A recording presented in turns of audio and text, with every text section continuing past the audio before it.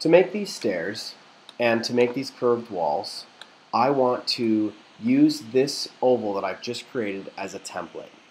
And that starts to become a little tricky if I just look at it at face value. So what I really want to do is I want to break this down to its purest form so I have something that I can trace around, and I know for a fact that I'm clicking to all the right snapping points. So I'm going to introduce the concept of soft and smooth in this video. And what you need to know about SketchUp is that every single face that you see is really a fragmented face made up of flat faces connected by lines. So if I don't have at least 3 lines, because the simplest shape is a triangle, if I don't have at least 3 lines connecting to each other, I will never be able to create a flat face or, that are on the same plane. And here's how I can prove that. If I go to View, Hidden Geometry, you can see that, well, first and foremost, I've got a few walls hidden, so I can actually click on those and unhide them.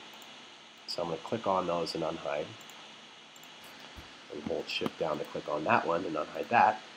So now that I've got everything up, you can see that in most cases there's not much to see, because so far we've been dealing with pretty simple shapes that are basically just lines connecting one another. And if I delete this line, that face goes away, because now, and both faces, the top and the side face, go away, because now there's nothing to connect them. I can repair that by drawing the line back in place.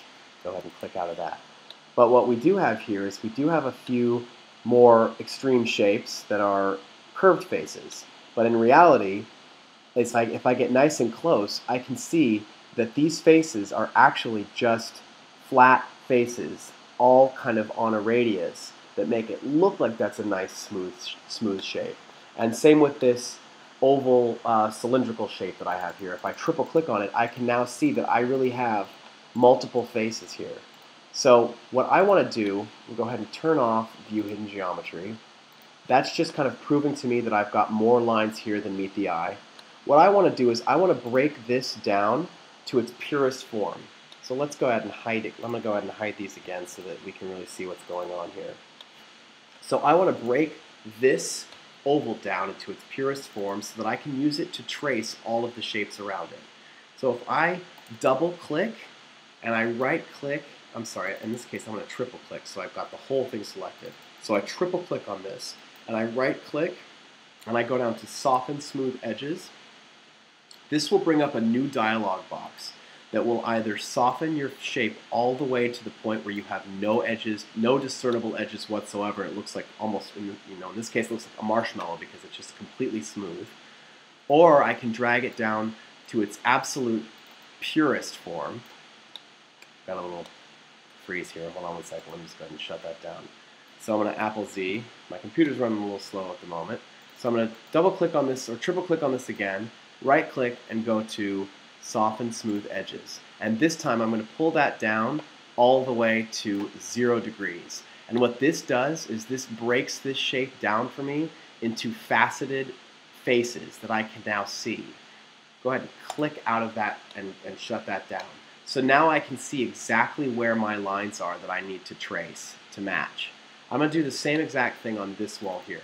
So I'm going to double click on this and I'm going to click now on Soften Smooth Edges. Triple click on this so that I've got the whole thing selected, and go back here to Soften Smooth Edges and click on that and drag it all the way down until it's at 0 degrees and close it. So now what I have is a faceted face on that curve and a faceted face on this curve. And I have a shape that'll be a lot easier to trace as I move all the way along this shape like this. So let's go ahead and draw this shape in here. And I'm going to go ahead and unhide these walls so I see exactly how much I need to draw. So I'm going to get nice and close on this, because here's where it's going to start to get tricky. If I click from this point to that point, see how I'm no longer on that green axis?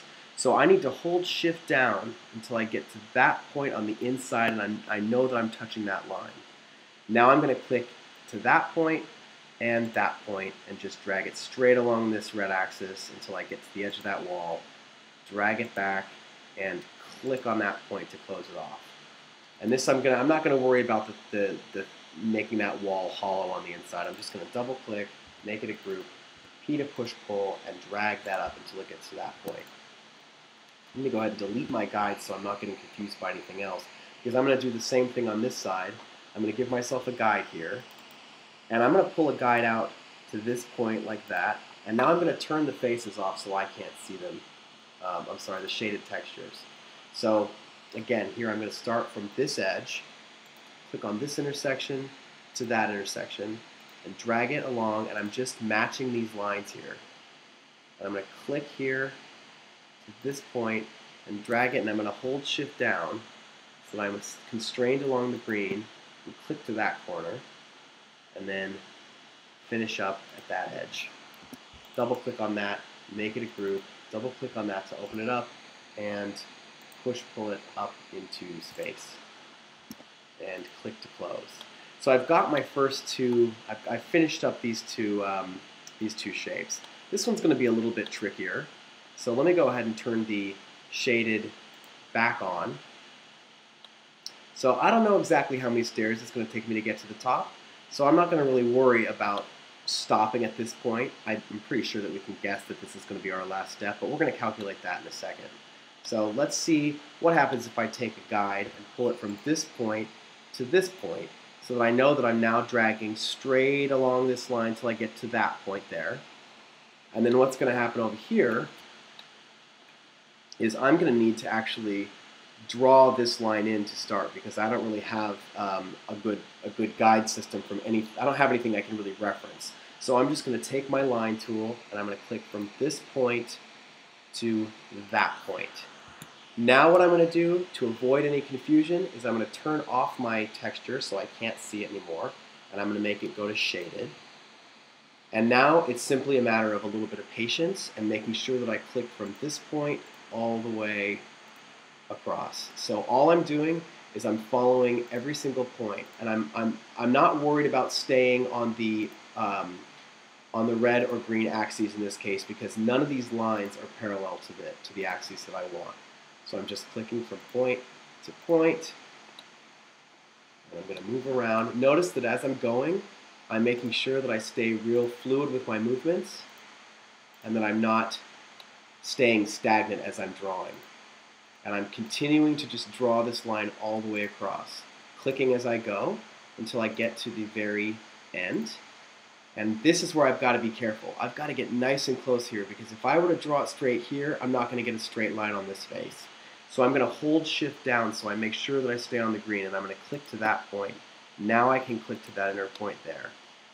It's really tricky, but it's really, really important in the long run in the game of SketchUp that you stay nice and clean, and that you are very, very precise with all of your movements and all of your lines, because not only are you drafting, which is a really precise thing to do, but you're now drafting in 3 dimensions. So if things start to get mismatched, they're not going to match up.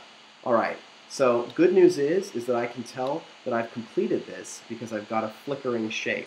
So I'm going to double click and I'm going to group that.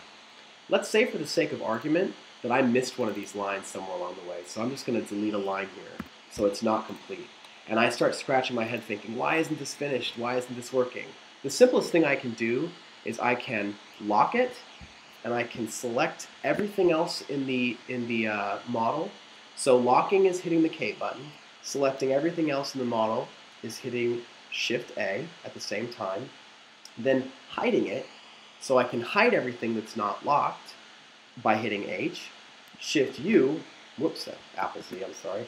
Shift U will unhide, which is not what I want to do. Excuse me, Apple Z.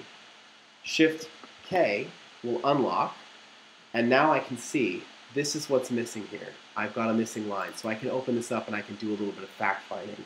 Now if I fill this in by clicking from this point to that point, I can tell that I've got a completed shape.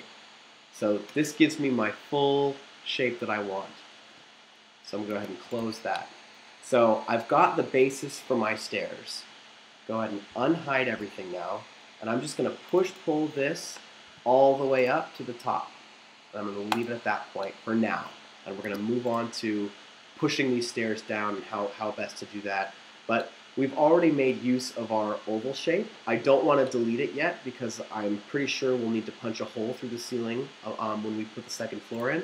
So what I'm going to do, instead of having to make this again and having things that don't match up, I'm just going to move this down by starting to pull. I'm going to pull it along the blue axis and then move it down into space and just leave it down there for the time being. So it's in the exact spot it needs to be. It's just floating below our model. So what we've done now is we've successfully created our little oval shape in the oval tunda area. I'm going to turn my materials back on, and we're going to start carving these stairs out in the next video.